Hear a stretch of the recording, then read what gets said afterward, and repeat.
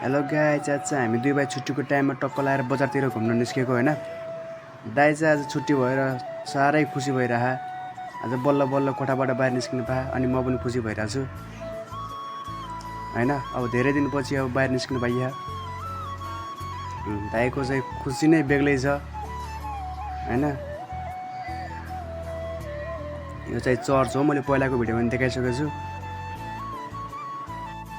यो चाहिँ हाम्रो नेपालीको झोला पसल, झोला खतरा खतरा पाउँछ होइन।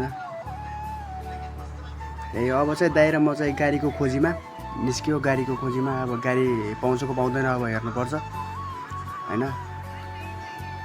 त्यही हो गाइस, भिडियो चाहिँ लास्टसम्म हेरिदिनु होला। पहिलेबाट बनाउन खोजिरहेको छु। अल्ल गाडी पनि मिलिसक्यो। अब टक्क लगाएर गाडीमा बसेर माप्सा जानुपर्छ हामी चाहिँ। अब गाडी पनि हिँड्नु सक्यो, बाहिरतिर खतरा खतरा छ ठाउँ, दामी छ होइन। दाइले चाहिँ पैसा गनिरह भाडाको लागि। आज चाहिँ टन्नै छ नि त दाइसँग पैसा। बाहिरको दृश्य नि बबाल छ यताउता। सो गाइस, फाइनल्ली हामी माप्सा आइसक्यौँ होइन। दाइ चाहिँ हतार हतारमा झरिरह। उसको छैन नि चप्पल, त्यही भएर चप्पल लिन आएको हामी। त्यही भएर हतार हतारमा निस्क्यो। हो टाउको दुखिरहेको छ भनिरहेको थियो मलाई। हतार हतारमा निस्केर हामी चाहिँ लाग्छौँ चप्पल किन्ने ठाउँतिर। ल चप्पल किन्ने ठाउँतिर पनि लागियो। अनि यहाँ चाहिँ सस्तो सस्तो माल पाउँछ, त्यसैले सस्तो सस्तोतिर हेर्न बसिरहेछन्।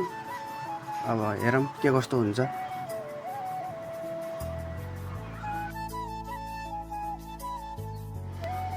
दाइ र म चाहिँ इन्डियाको बिचमा नेपाली चिलमा हिँडिरहँ। त्यही हो गाइस। ल अब चाहिँ चप्पल किन्नतिर लागौँ। हामी चाहिँ हिँडिरहँ है। कहाँनिर पाउँछ चप्पल थाहा छैन। अब हिँडिरहँ यो हुलमा। फाइन चप्पल मिल्यो। अब चप्पल हेर्छ हामी चाहिँ। ल है त गाइस।